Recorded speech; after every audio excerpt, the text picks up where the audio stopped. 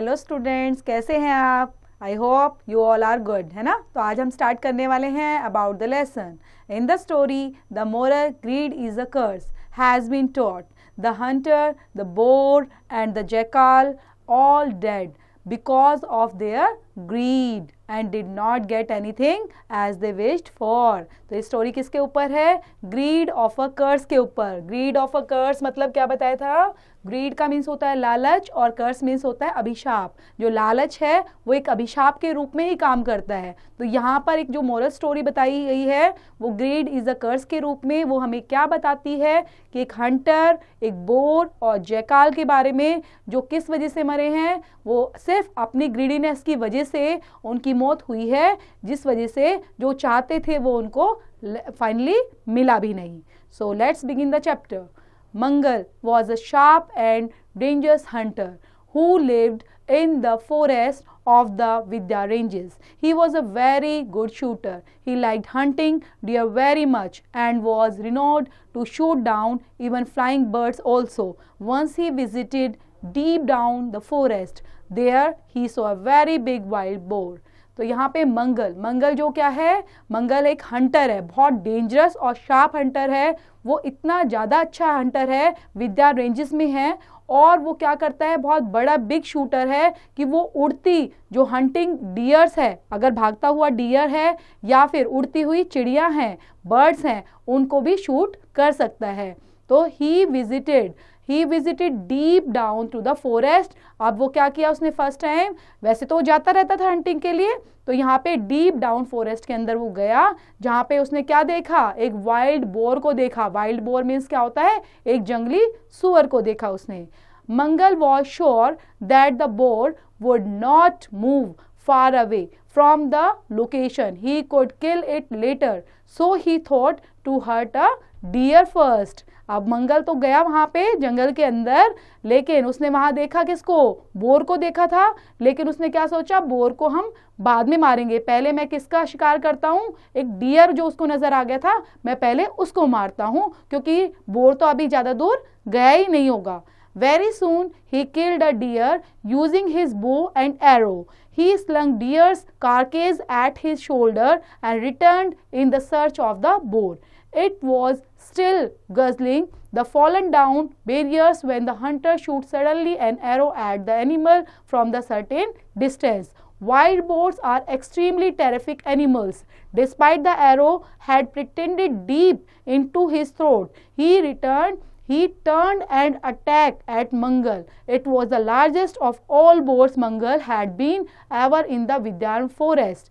It hit the hunter's back strongly and sent him flying up into the berries tree. The boar charged Mangal's again the moment he fell, and then it too.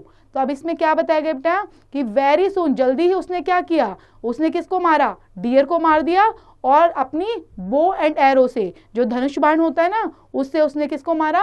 Dear को मार दिया। उसके बाद जो dear का slung, यहाँ पे slung कारकेस किसको बोला है? डियर कारकेस, मतलब उसकी जो मरने के बाद उसकी बॉडी थी उसको अपने शोल्डर पे डाला, और उसके बाद किसकी खोज में चल दिया? किसको सर्च करने लग गया? बोर को। अब वो क्या कर रहा था? Guzzling the fallen down barriers. जल्दी ही वो हंटर शूट क्या करने के लिए गया? वहां पे धीरे धीरे जब उसको खोज रहा था तो वहां पे उसको क्या दिखाई दिया? सर्टेन डिस्टेंस पर ही बोर भी नजर आ गया। लेकिन वो जो बोर था वो वाइल्ड बोर था और एक्सट्रीमली टेरिफिक एनिमल्स होता है वो।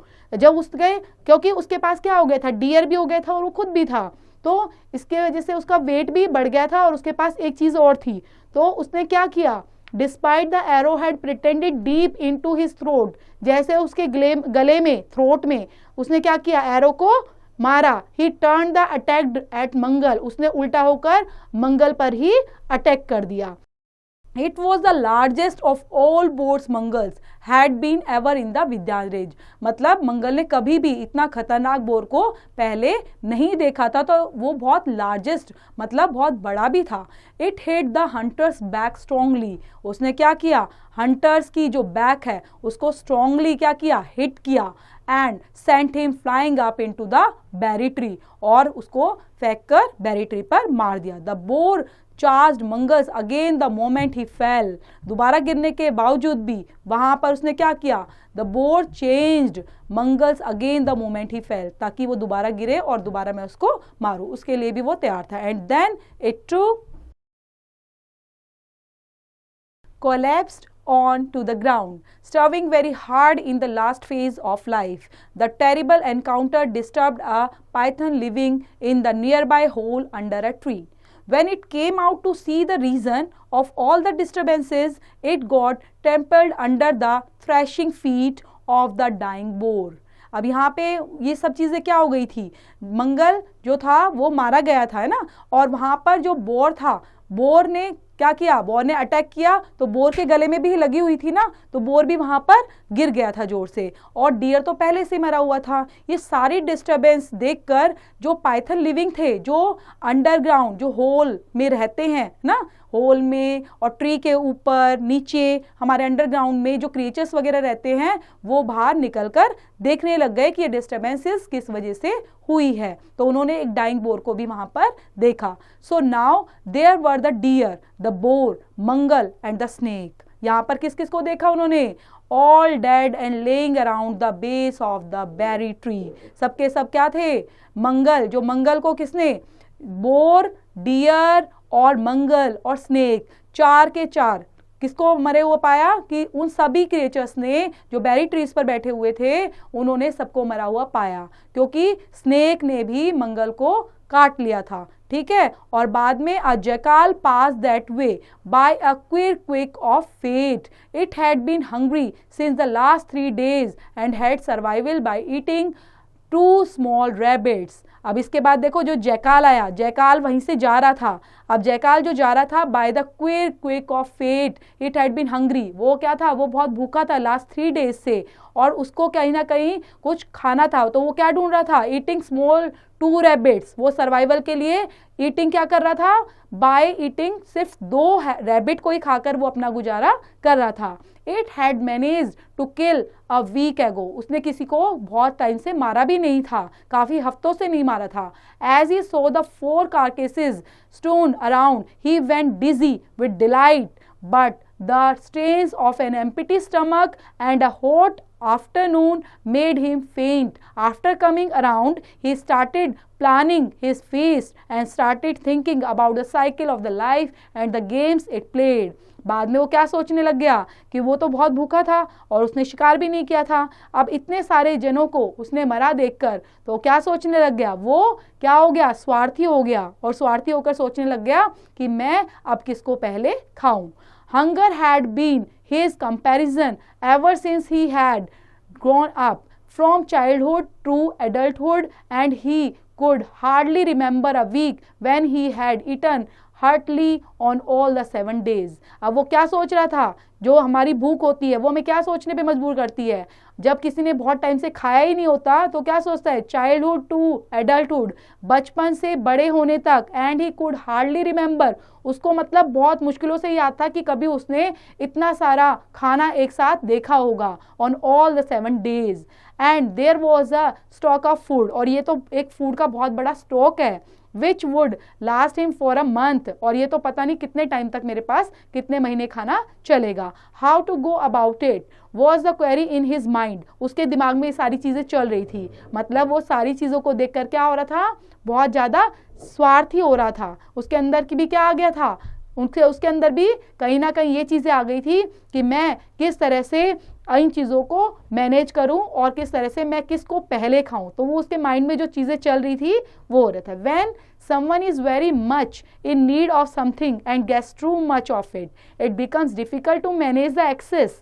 This was the dilemma faced by the jackal at the moment. उसका फेस कैसा, डायलमा बन गया था, ये डायलमा की तरह कि क्या पहले और क्या बाद में। He sat confused, वो कंफ्यूज भी हो गया था, and in deep thought under the tree, tree के अंदर अंदर वो काफी ये चीजें सोचे जा रहा था। In the and he reached a conclusion, मतलब लास्ट में जब वो निष्कर्ष पर पहुंचा, कंक्लूजन एंडिंग पर आया, तो for the first week I will eat the hunter and then after finishing him, क्या सोचा उसने, सबसे पहले मैं किसको खाने वाला हूँ, मैं पहले हंटर को खाऊंगा, उसको खाने के बाद I will start on the deer, फिर मैं डियर को खाऊंगा, then the boar and the ultimately the snake, पहले फिर मैं उसको बोर को खाने वाला हूँ और लास्ट में मैं स्नेक को खाऊंगा। Today for starters I will eat the बो स्ट्रिंग्स आफ्टर ऑल, तो क्यों ना आज सबसे पहले स्टार्ट किया जाए कि बो स्ट्रिंग को ही खाकर मैं अपने दिन की शुरुआत करता हूँ। Made up of leather thought the greedy jackal, तो ग्रीडी जैकाल ने सोचा कि मैं बो स्ट्रिंग को जो लेदर से बना हुआ है उसको ही मैं खाता हूँ। And he bit into the end of the bowstrings drawn taut. At once the bowstrings snapped and the taut bow jumped and pierced the jackal's stomach and he lay dead, the fifth corpse under the tree. अब ये क्या थी, ये पांचवी मृत्यु थी, है ना, पांचवी मृत्यु थी किसके नीचे, एक पेड़ के नीचे। वो कैसे हुई कि ग्रीडी जो जैकाल था, अब उसने क्या सोचा एंडिंग में कि उसने ये सोचा कि मैं बो स्ट्रिंग को पहले खाता हूं क्योंकि ये लेदर से बनी हुई, जैसे वो खाने के लिए झपटा उसको तो बो स्ट्रिंग ने जंप किया और उसके पेट में जाकर वो घुस गया और पेट में जाके जैसे ही उसने अटैक किया उसको अंदर क्या हो गए, छेद हो गए, जिसकी वजह से वो क्या स्टमक में जाते ही वो मर गया। A myth bird sitting in a branch of the tree had been witness to the series of events, turning 5 living beings into corpses. He burst out laughing, surprising the berry tree. The tree looked at the manna curiously and asked, "Why do you laugh, dear manna? Don't you have any sympathy for these dead creatures?" मैना जो देख रही थी bird, है ना, एक उस जो हमारा ट्री था, कौन सा ट्री था, बेरी ट्री, उसके ऊपर बैठी हुई सब चीज़ें देख रही थी, वो उसकी विटनेस थी, सारा इवेंट्स उसने देखा, series of events one by one सब चीज़ें ऑब्जर्व की। उसके बाद जब वो लाफ करती है, शी बर्स्ट आउट लाफिंग, वो बहुत ज़ोर से हंसती है, सरप्राइजिंगली बेरी ट्री पर बैठी हुई। तो सबके सब पूछते हैं क्रूशियसली मैना से, क्या, the tree looked at the मैना, जो ट्री है वो मैना को देखते हुए बोलता है, क्या मैना तुम्हें इन पर दया नहीं आती, तुम्हें सिंपैथी नहीं आती इन पर जो ये डेड क्रिएचर्स हैं। Dear tree, I have all sympathy for these dead ones, but there is a lesson to be learned by us.